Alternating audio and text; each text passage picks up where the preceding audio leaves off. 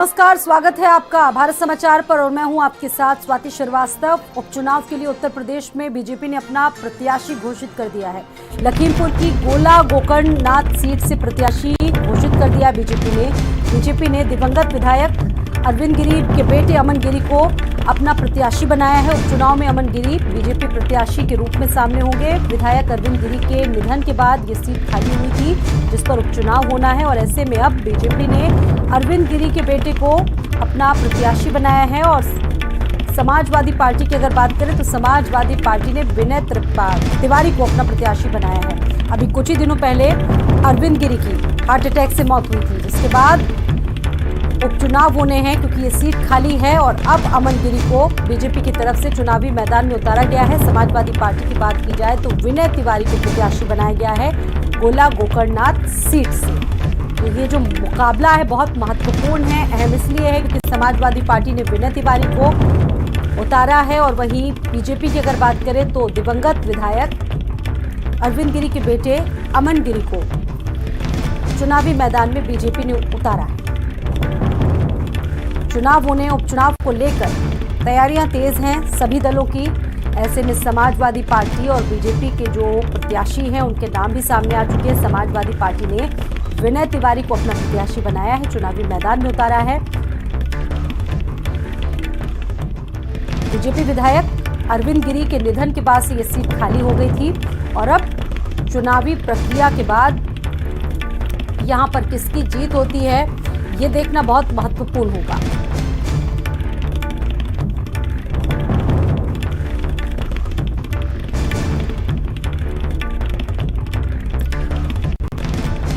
पूर्व विधायक अरविंद गिरी विधायक हुआ करते थे, लेकिन अचानक हुए निधन के बाद से अब ये सीट इस वक्त खाली है और ऐसे में उपचुनाव होना है और उपचुनाव में बीजेपी ने अमन गिरी को अपना प्रत्याशी बनाया है। समाजवादी पार्टी ने विनय तिवारी को अपना प्रत्याशी बनाया है। बीजेपी ने प्रत्याशी घोषित किया है। अभी हाल ही में कुछ दिनों पहले निधन हुआ था अरविंद गिरी का और अब उनके बेटे को उनकी जगह चुनावी मैदान में उतारा गया है उसी सीट से।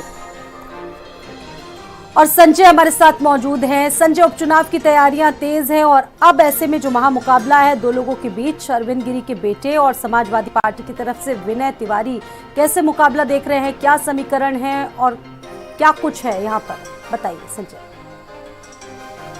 बिल्कुल साथ में बताऊँ आपको कि उपचुनाव होने हैं क्योंकि अरविंद गिरी के निधन के बाद जिस तरीके से बीजेपी की ये सीट थी और खाली हुई है उसको लेकर के उपचुनाव होना है। तो समाजवादी पार्टी ने जहां विनय तिवारी पर दांव लगाया है तो वहीं बीजेपी ने मतलब विधायक के बेटे के ऊपर दांव लगाया है, जिससे ये माना जा रहा है कि बीजेपी सिंपैथी वोट किस तरीके से गेन करके और करेगी और स्थानीय मुद्दों को लेकर के, क्योंकि ये सीट बीजेपी के पास ही थी और ऐसे में हार्ट अटैक से बीजेपी के जो विधायक है उनकी मौत हुई थी। तो ऐसे में अब उनके बेटे पर ही, अमन गिरी पर ही बीजेपी ने दांव लगाया है और बीजेपी ने अपना कैंडिडेट अमन गिरी के तौर पर उतारा है। स्वाति। बिल्कुल संजय, स्थितियाँ कैसी हैं, किस तरह की सीट है और जो प्रबल स्थिति आपने बताया कि जो सिंपैथी वोट है वो मिल सकते हैं अरविंद गिरी के बेटे को, लेकिन अगर समीकरणों की बात कर ले तो कौन कौन से चुनावी मुद्दे इस बार यहाँ पर हावी हैं उपचुनाव की अगर बात की जाए?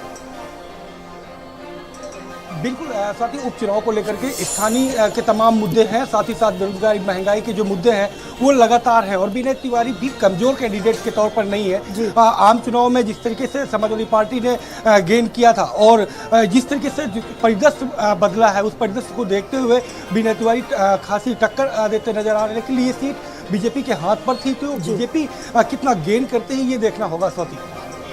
बिल्कुल संजय, बने रहिएगा आप हमारे साथ।